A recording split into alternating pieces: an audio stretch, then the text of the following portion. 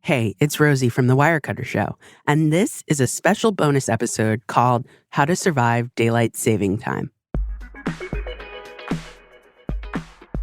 This coming Sunday, March 9th, marks the start of Daylight Saving Time, or DST, the time of year we spring ahead and advance our clocks forward 1 hour. We spend the majority of our year in DST, and will be in DST all the way to November, when we revert back to Standard Time.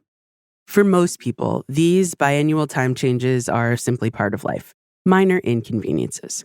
But there's a bit more to it than that. Scientists and researchers have studied the effects of time change into DST and found it can negatively impact our health. Caira, the co-host of our show, has reported on sleep hygiene and, in particular, the things you can do to prepare your body for the time shift and some tips on how best to adjust. I'm going to talk with her all about it after a quick break. We'll be right back.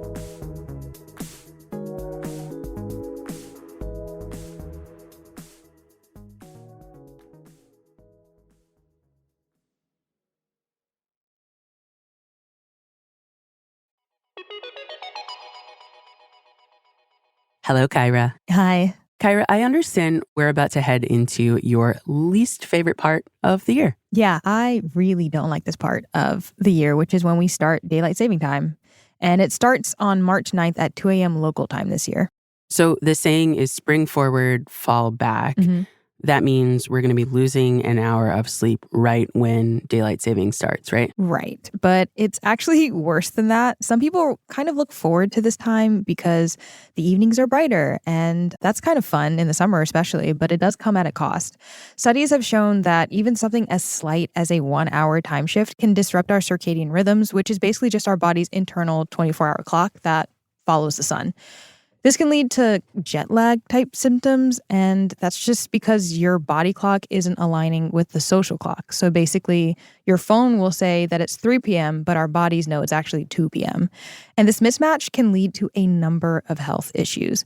You might feel it when you have a hard time falling asleep or a hard time waking up in the morning, but after the spring shift specifically, according to the National Institutes of Health, car accidents, heart attacks, and certain kinds of strokes spike during this time. So the natural next question is, why do we do this to ourselves? I mean, for all these years, I just do it, assume that this is part of everybody's life. But why? I mean, it's not like we, the individuals, are doing it. But something that you might have heard is that farmers need it. But that's actually not true.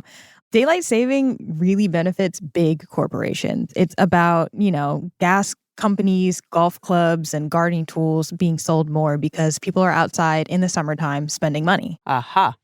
So it's all about capitalism. But farmers actually notoriously hate daylight saving because it's completely opposed to their schedules, which follows the sun, as our bodies should be doing too. Right. So we actually get 4.5 months of standard time, which is the actual right time, and then almost 8 months of daylight saving. So that's so much more time in DST. And most people think that this time shift twice a year is, at worst, annoying and confusing. You figure you gain an hour of sleep in the fall, even though it gets dark in the evenings, but then you get longer days in the summer. But actually, daylight saving is pretty bad for us year-round. A 2024 study found that standard time, which is what we're leaving right now to enter daylight saving time, is the optimal choice for health and for safety. Following the sun. Yes. Essentially. Mm-hmm. So it can feel like you're trying to pull yourself through severe jet lag. And it's so hard for me to fall asleep at a reasonable time around the shift. So as we're getting ready to prep for this time shift, what is your best advice to help people get to bed at a reasonable hour and sort of mitigate some of these effects? So let's say you usually go to bed by 10 p.m. You want to start shifting your routine on Wednesday before the shift that happens that Sunday morning. So that would be tomorrow in this case. You got to get on it. And all you're going to do is just shift in 15-minute increments starting on Wednesday so your body is ready to sleep by 9 p.m. that Saturday before the time switch happens. And you just do that in 15-minute increments every day.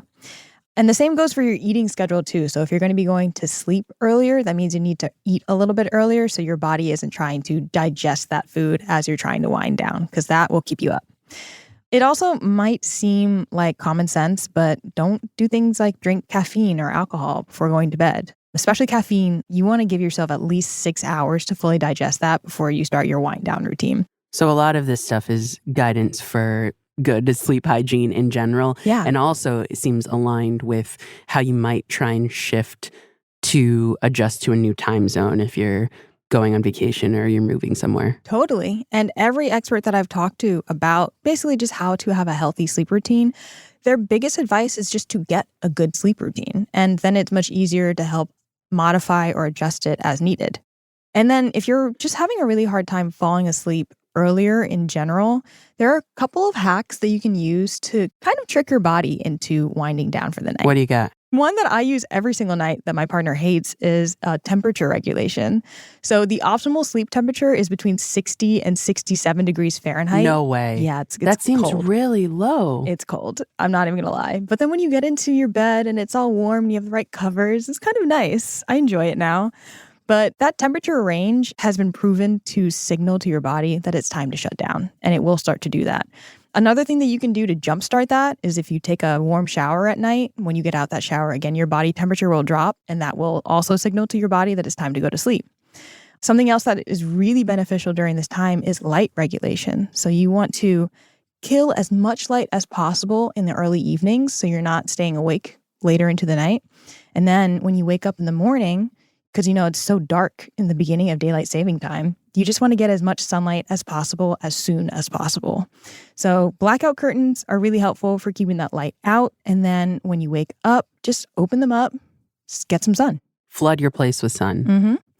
If you don't want to go out and buy blackout curtains, I get it. If you have an eye mask laying around or even like a dark t-shirt would work. And we'll throw links to the eye mask and blackout curtain recommendations in our show notes. Mm-hmm. And then everybody knows this at this point, even if we don't follow it, myself included, but try to limit devices at night because the blue light, again, signals to your brain that it's wake up time, not go to sleep time. So that means, your TV, your laptop, your cell phones, they all emit this blue light that is keeping your brain awake. So try to kill that as much as possible. What my kids call waking up time. Is it waking up time? Aw, that's cute. Or in the evenings, is it time for nap? So again, a lot of this guidance really is general sleep hygiene guidance, but really becomes even more important when you're trying to adjust your body to experience this time shift away from the sun's clock. Yeah. So what about when you wake up? I mean, beyond getting the sun in there as boldly as possible, I'm worried it's going to feel impossible to get my kids out of bed in the morning when it's still dark. Never mind myself. No, it is really hard to fight that early morning grogginess because it's so dark.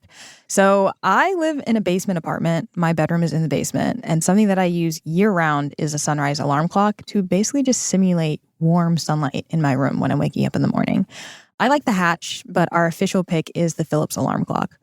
And then also, this isn't the sun, but turn on the lights, get up out of bed, put your phone alarm somewhere far so you have to get out of bed to go turn it off. Anything to signal your brain that the lights are on, it's day. Mm-hmm. Yeah. It might not feel like day in your body, but it is day. Exactly. Anything to tell your body to go get it. This is a bit too far even for me, but if you can get out into the sun and do something active, that is the best thing you can do for your body during this time. Go for a run, do some yoga next to a window, just anything to really get your body moving and signaling again that it's time to start your day. Low hanging fruit. Maybe you could walk out if you have a balcony, if you have a front door, stepping out with your morning coffee just to sort of get yourself flooded with a little bit of sun is going to, again, help signal your brain and your body that it's morning. It's time to rock. Exactly. Okay, so Caira, if you could recommend one thing, just one thing that is going to help pull people through this shift, what is it going to be? I mean, I'm going to sound like a broken record, but it's light, light, light. Block it at night, get it in the morning. Love it. All right, Caira, thanks for the tips. Of course. Next time we meet, I think we're going to talk about vacuums. I'm excited. Stay tuned. If you want to find out more about Wirecutter's coverage on daylight saving time, or if you want to check out the products Caira recommended today, go to nytimes.com/wirecutter, or you can find a link in the show notes. Wishing you a peaceful transition into daylight saving time. Thanks so much for listening. The Wirecutter Show is executive produced by me, Rosie Guerin, and produced by Abigail Keel. Engineering support from Maddie Mazziello and Nick Pittman. Original music by Dan Powell, Marion Lozano, Alicia Baitup, and Diane Wong. Wirecutter's deputy publisher and general manager is Cliff Levy. Ben Fruman is Wirecutter's editor-in-chief. Thank you for listening.